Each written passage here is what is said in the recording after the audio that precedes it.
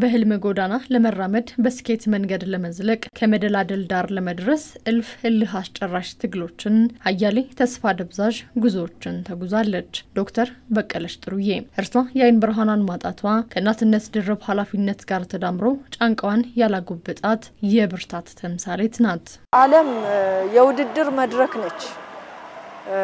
ቀድሞ የደረሰ ወይም ያሸነፈ በልጦ የሚታይበት መድረክ ነችና እንግዲህ ሴትነት አካል ጉዳተኝነት ድርብ ጫና እያለ እዚህ ስኬት ላይ መድረስ ትልቅ ጥረትን ይጠይቃል። ብዙ ተግዳሮቶች እንዳሉ ሁሉ ጥረቱ ደግሞ ከፍተኛ መሆን አለበት። ከመንገድ ጋር ትግል አለ፣ የመንገድ ሁኔታ አለ።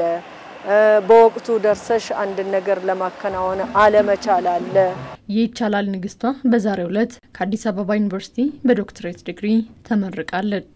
ታዲያ ጥንካሬን የሚያንጸባርቀው ፈገግታዋ ተስፋን የሚያስተጋባው አንደበቷ ከእርሷ አልፎ ለአብራኳ ክፋይ ልጆቿም ብርታትን ያላበሰ ሆኗል።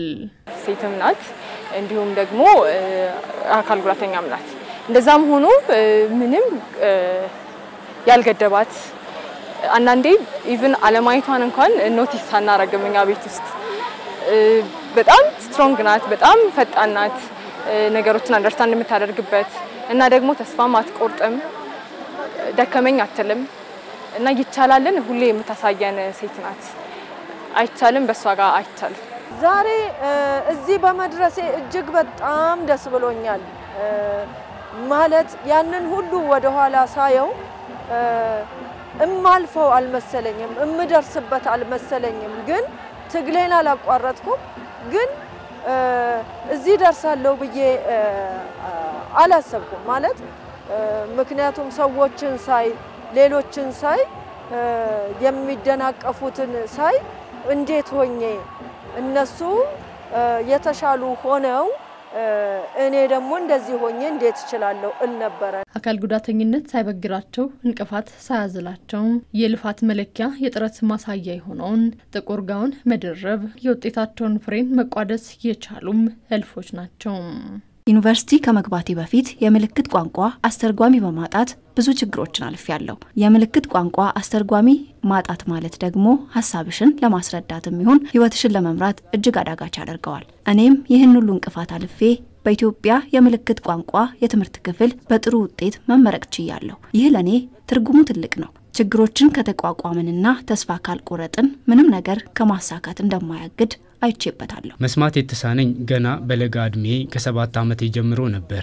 እኔ እኖርበት የነበረው አካባቢ መስማት ለተሳናቸው ልጆች ታሳቢ ያደረገ ትምህርት ባለመኖሩ መግባባት ተስኖኝ ብዙ ችግሮችን አሳልፌያለሁ። ታዲያ ዛሬ ያን ሁሉ እንቅፋት አሳልፌ ይህን ጥቁር ጋውን መልበስ መቻሌ መስማት የተሳናቸው መማር እንዲሁም ለውጤት መብቃት ይችላሉ የሚለውን የሚያሳይ ስለሚሆን እጅጉን ተደስቻለሁ። ሀገር በትውልድ ትጸናለች፣ እድገት በክህሎት ይሰፋልና በትምህርት ገበታ በእውቀት ማዕድ የቀሰሙትን ክህሎት ሀገርን ከእድገት ማማ ለማድረስ ትውልድን ከመደላደል መንደር ለመቀላቀል እንጠቀማለን የተማሪዎቹ ቃል ነው።